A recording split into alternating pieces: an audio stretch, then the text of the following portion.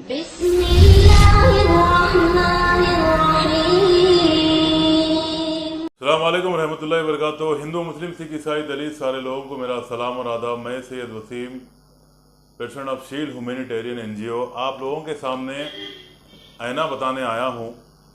जो गोदी मीडिया और बीजेपी गवर्नमेंट और RSS बीजेपी बजरंग दल के हिंदू आतंकवादी, हिंदू आतंकी, भगवा आतंकी जो लास्ट ईयर ये कोविड-19 के नाम पे, कोरोना वायरस के नाम पे जो जुल्म किए हैं भारत देश के हमारे मुसलमानों पर।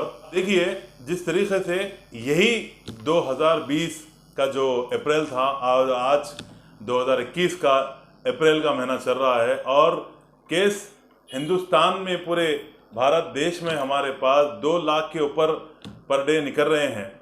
और वो लास्ट ईयर जो अप्रैल था जब 5,000 से 7,000 केसेस थे और बीजेपी गवर्नमेंट अपनी गैर जिम्मेदारी छुपाने के लिए जो तबलीगी जमात के ऊपर अपना ये पूरा कोरोना वायरस का पूरा दोष, पूरा जो है सो इल्ज़ाम निज़ामुद्दीन मरकज़ के ऊपर डाल दिया गया था। उसके साथ में गोदी मीडिया ने उनका पूरा साथ दिया।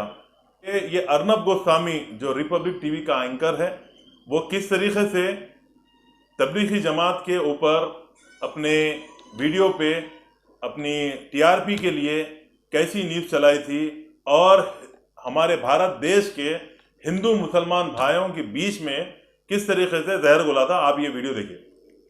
The Tablighi Jamaat Markaz of Nizamuddin in Delhi has become the biggest coronavirus super spreader. But still the organizers are unrepentant. They have broken every law of this country. They have been spreading hate against the lockdown. And they have told their followers to do everything possible to defy and defeat the national lockdown. And as of now, as of this minute, at least, and I underline the word at least, 118 coronavirus positive cases come from this Islamic congregation alone. This Islamic congregation has also at least effectively 3,000 corona suspects. All those who broke the lockdown. देखा आपने जिस तरीके से ये एक मैं anchor के बारे में बताया। आप जानते हैं हमारे भारत देश में जितने भी गोदी मीडिया है ये सारे लोग तबलीगी जमात निज़ामुद्दीन मरकज़ बोलकर पूरे हिंदुस्तान में, पूरे हमारे भारत देश में हिंदू मुसलमान में बीच में जहर डाल दिया गया था। उससे नतीजा ये हुआ था कि आप जानते हैं कि कई RSS के भगवा आतंकी फ्रूट वालों को पकड़ के मार रहे थे, तरकारी बेचने वालों को पकड़ के मार रहे थे। जहां पे भी टोपी और दाढ़ी पहन के लोग अगर दिखे तो उनको कोरोना फैलाने वाले, कोरोना जहादी है बोल के मार रहे थे। ये ऐसे हमारे पास लास्ट ईयर माहौल देखने में मिला। और आज 2021 में आप जानते हैं कि कुंभ का मेला चल रहा है उत्तराखंड में। 5 लाख से ज़्यादा वहाँ पे तादाद है और पूरे जितने भी साधु संतों की जमात है, साधु संतों की जो जमात, वो तबलीगी जमात, ये साधु संतों की जमात, ये अब यहाँ पे लाखों की तादाद में लोग जमा हैं। और गोदी मीडिया के मुंह पे किस तरीके से टेप लगा हुआ है, किस तरीके से गोदी मीडिया खामोश बैठी हुई है, कोई इसके ऊपर बहस नहीं हो रही है, कोई गोदी मीडिया इसको कवरेज करके नहीं बता रहा है। जबकि हर दिन उत्तराखंड में जितने भी साधु संत वहाँ पे पानी नहा रहे हैं, वहाँ पे स्नान कर रहे हैं, अपने पापों को धोने के लिए जो भी वहाँ पे किया जाता है, जो भी वहाँ पे प्रोसेस होता है, उसके तहत ये कोरोना वायरस के जितने भी पेशेंट निकल रहे हैं वहाँ पे हर दिन 1,000 से ज़्यादा केसेस निकल रहे हैं।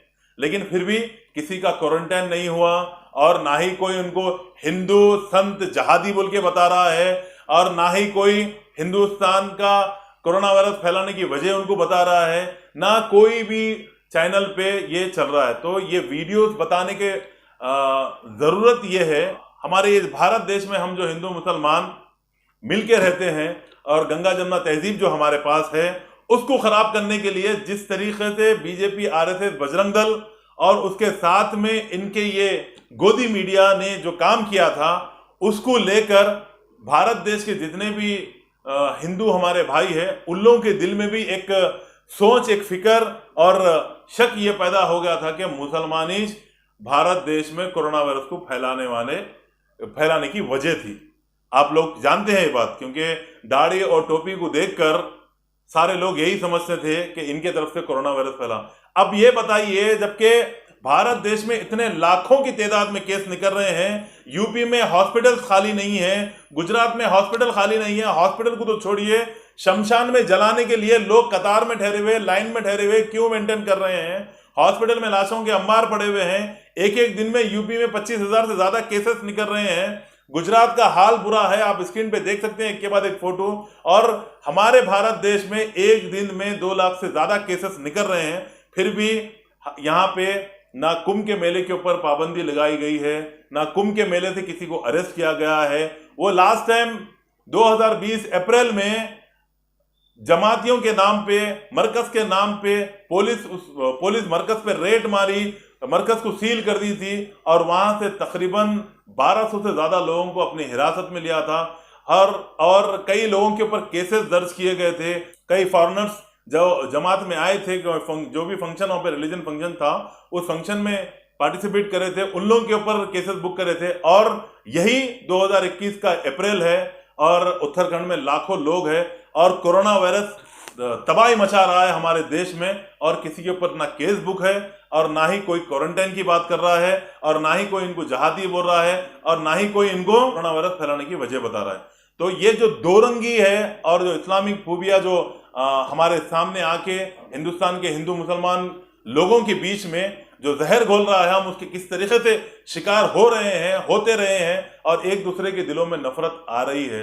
तो मैं आप लोगों के सामने ये वीडियो बनाने की वजह यह है कि मीडिया और बीजेपी, आरएसएस, बजरंग दल तो हिंदू मुसलमान को लड़ाना चाहती है। अगर हमारे भारत देश को बचाना है, शांति और उन्नति को कायम करना है, तो आपस में मिलकर रहिए, इन लोगों के बातों में मत आइए। अब आप लोग हुकूमत से सवाल करें, चाहे हिंदू हो या मुसलमान हो, कोई भी हो, आप लोग सवाल करें हुकूमत से कि इतने केसेस होने के बाद उत्तराखंड में ये परमिशन दिया किसने? हर वक्त ये फेस्टिवल 6 साल में एक बार फेस्टिवल आता है। अब के बार अगर कोरोना वायरस के ये जो लहर चल रही है, जो भी पेंडेमिक चल रहा है, इसमें अगर आया है तो उसको रोक सकते थे। देखिए, अभी भी मुसलमानों में ये जो रमजान का महीना, हमारा जो महीना चल रहा है, रमजान का महीना, इसमें इबादत एहतियाती तौर पे हो रही है, सोशल डिस्टेंस कई जगह मेंटेन किया जा रहा है। और हैदराबाद में खासतौर हमारे तेलंगाना गवर्नमेंट, कई मसाजिद में लेडीज की तराबियों को रोक दी गई है, तराबियों को नहीं जा रहे हैं हमारे पास, एहतियात कर रहे हैं कि कोरोना वायरस ना फैले, अपन भी बचे और आगे वालों को भी बचाए बोलकर। लेकिन ये जो दोगलापन हो रहा है, कहीं पे जो लाखों की तादाद में लोग जमा है, उनके ऊपर कोई कानून नहीं है और मुसलमानों के ऊपर कानून होता है, तो यही कहीं ना कहीं ये सोचने पे मजबूर हो जाना पड़ता है कि क्या कानून सिर्फ मुसलमानों के लिए है, दूसरों के लिए नहीं है। स्टेटों में जो इलेक्शन चल रहा है, क्या वहां पे कोरोना वायरस नहीं आया है? क्या वहां पे कोरोना वायरस को परमिशन नहीं दिया गया है कि यहाँ पे नहीं फैलना? क्या ये हुकूमतों के हाथ में है कोरोना वायरस को फैलाना या कम करना? ये सवाल आपके ऊपर है कि आप हुकूमत से करें। उम्मीद करता हूँ आपको मेरी वीडियो पसंद आई होगी, जरूर आगे शेयर करें। अस्सलाम वालेकुम रहमतुल्लाहि व बरकातुहू।